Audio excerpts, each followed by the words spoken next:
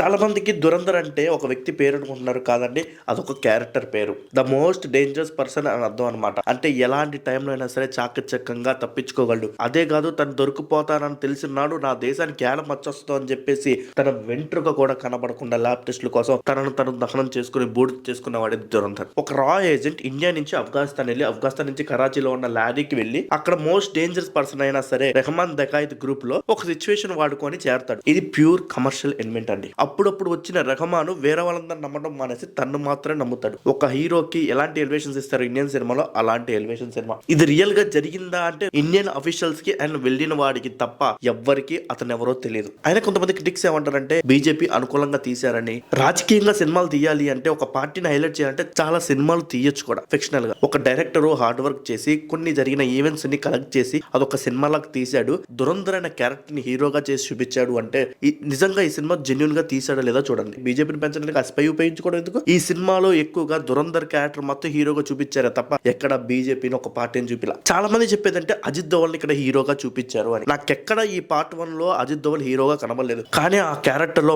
మాధవన్ చేశాడు కాబట్టే ఆ సినిమాలో ఆ క్యారెక్టర్ అంతలా పండిందని నా అభిప్రాయం. నేను ఒక ఆర్టికల్ చదివాను. ఆ ఆర్టికల్ లో Dhurandhar cinema fake propaganda cinema, BJP అనుకూలంగా తీశారు. అయినా సరే 26/11 తర్వాత మనం ఉన్నటువంటి దాడులు చేస్తే మన దేశ ఎకనామీ దెబ్బతింటది. సో మనం యుద్ధాలు చేస్తున్నాం అని చెప్పి ఏ కంపెనీలు ఇండియాలోకి రావు, అందుకని ఈ దేశానికి చెడ్డ పేరు రాకూడదని చెప్పి ఆగామని చెప్పేసి ఒక పెద్ద క్రిటిక్ చెప్పాడు అనమాట. మొన్న జరిగిన ఆపరేషన్ సింధూర్ తర్వాత మన దేశంలోకి పెట్టుబడి రావట్లేదా? సర్జికల్ స్ట్రైక్స్ జరిగిన తర్వాత మనం ఏమైనా నాశనం అయ్యామా? ఒకటి గుర్తుపెట్టుకోండి, ఎవరైతే ఈ దేశాన్ని తక్కువగా చేసి మాట్లాడతారో, మన ఆర్మీని తక్కువగా చేసి మాట్లాడతారో, మన రా ఏజెంట్లు తక్కువగా చేసి మాట్లాడతారో వాళ్ళకి ఒకటే చెప్తున్నా, పాకిస్తాన్ అనే దేశానికి బుద్ధి చెప్పాలంటే ప్రపంచం ముందుకి ఈ ఇష్యూ తీసుకెళ్లి మీరు పరిష్కరించండి, మా వల్ల కావట్లేదని చేతులు తోడించి అడుక్కోవడం కాదు. వాళ్ళు ఒక్క దెబ్బ కొడితే తిరిగి 100 దెబ్బలు కొట్టడం. నా అభిప్రాయం అయితే ఇది. మీ అభిప్రాయాన్ని కామెంట్ బాక్స్ లో కామెంట్ చేయండి.